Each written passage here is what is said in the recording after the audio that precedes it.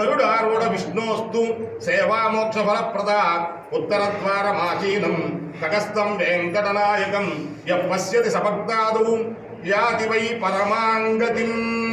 ఈ వైకుంఠ ఏకాదశి పర్వదినంలో దీని ఈ రోజున ఆచరించినటువంటి ఏ కార్యమైనా 3 కోట్ల మారు ఆచరించినటువంటి ఫలం వస్తుంది అన్నారు. అందువల్లనే అందరూ కూడా మిగిలినటువంటి ఏకాదశుల కన్నా దీని నిర్జల ఏకాదశి అనేటువంటి ఒక పదం ఉంది దీనికి.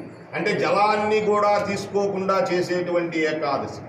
అటువంటి ఏకాదశి పర్వదినంలో ఉత్తరద్వార గమనే, ఉత్తరద్వారం ద్వారా మధుకైటపులకి ఎలా అయితే మోక్షం కలిగించారో వాళ్ళు కోరుకున్నారు. రాక్షసులైనప్పటికీ వాళ్ళు ఏదైనా వరం కోరుకోమంటే ఏమన్నారంటే, ఈ యొక్క ఏకాదశి రోజు ఎవరు నిన్ను దర్శనం చేస్తారో వాళ్ళందరికీ మాకు కలిగించినట్లుగా ముక్తిని కలిగించు అన్నది.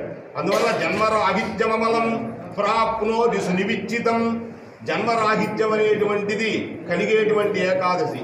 అంటే ఇది ఎట్లా లభిస్తుంది అంటే, తొక్కుకుని ఒకళ్ళ మీద ఒకళ్ళు ఎక్కి కిందపడి మీదపడి క్యూ లైన్లోకి రాకుండా వస్తే అక్కడే ముక్తి కలుగుతుంది. ఒకడినొకడికి తొక్కుతాడు. అట్లా కాదు, ఆ ద్వారంలో ఉండేటువంటి ఆ స్వామి ఉదయం నుంచి ఇప్పుడు సాయంత్రం దాకా అక్కడే ఉంటాడు. 5 గంటలకి ఉత్తర ద్వార దర్శనము అంటే ఆరాధన చేసి అక్కడి నుంచి దర్శనం మొదలవుతుందని అర్థం. అంతే తప్ప ఆ సమయానికే చేసుకోవాలేమని చెప్పి ఒకళ్ళ మీద ఒకళ్ళెక్కి కిందపడి పైన పడి తొక్కితే మోక్షం ఇక్కడే కలుగుతుంది. అందువల్ల అటువంటి మోక్షం కాదు కావలసింది. స్వామిని వరుసగా ఒక పద్ధతిలో నిలబడితే 5 గంటలకి స్వామికి ఆరాధన చేసి, ఆరాధన కైంకర్య అనంతరం ఆయన యొక్క గద్య, ఆ ప్రార్థన, ఆ పరమాత్మను ధ్యానించి, అయా నువ్వు ఎంతో మందిని రక్షించావు, ఎన్నో మార్లు అవతరించావు, అజాయమానో బహుధా విజాయతే, జన్మనేటువంటిది లేని పరమాత్మ అనేక అవతారాలు ఎత్తాడు. మత్స్యకూర్మ వరాహశ్చ నారసింహశ్చ వామనః రామో రామశ్చ కృష్ణశ్చ బుద్ధ కలికిరేవచ అంటూ అనేకమైనటువంటి అవతారాలు ఎత్తినటువంటి వాడు. ఆ పరమాత్మని ప్రార్థన చేస్తాం. మీనాకృతే కమటకోల నృసింహవర్ణి స్వామిని పరస్వత తపోధన రామచంద్ర శేషాంశరామ యుధనందన కలికిరూప శ్రీ వెంకటేశ అంటూ ఆ ప్రార్థన ఆ సుప్రభాతంలో చదివినట్లుగా నువ్వు ఎన్నో మార్లు అవతరణ చేసావు ధర్మం కోసంగా, ధర్మ సంస్థాపనకి. అటువంటి నీవు మమ్మల్ని రక్షించు అంటూ ఒక వరసలో దర్శనం చేసేటువంటిది.